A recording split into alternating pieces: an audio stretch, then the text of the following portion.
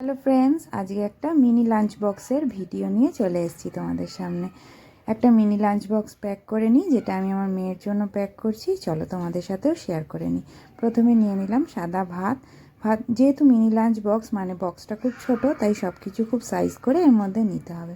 প্রথমে ভাতটা একদম সাইড করে নিয়ে নিলাম, কারণ ওইদিকে নেব ডাল।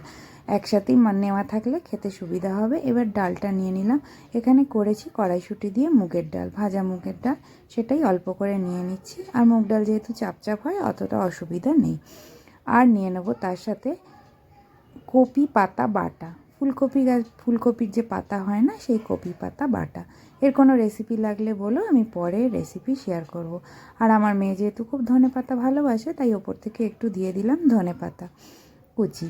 ওর বেশ ধনেপাতা কাঁচা খেতেও বেশ ভালো লাগে। তার সাথে নেব ফুলকপি আর আলু দিয়ে কড়াইশুঁটি দিয়ে একদম শুকনো শুকনো তরকারি, একদম ড্রাই করে, কারণ ফুলকপি ঝোলঝোল তরকারি তো আমাদের কারোর পছন্দ না। এই ছিল আজকের লাঞ্চে। তার সাথে একটা লঙ্কা সাজিয়ে দেখো, তোমাদের দেখিয়ে দিলাম। যদিও পরে কিন্তু আমি লঙ্কাটা সরিয়ে নিয়েছি, কারণ মেয়ে তো লঙ্কা খাবে না। এই ছিল আজকের লাঞ্চ বক্স। ভিডিওটা কেমন হয়েছে জানিও। চলো বাই।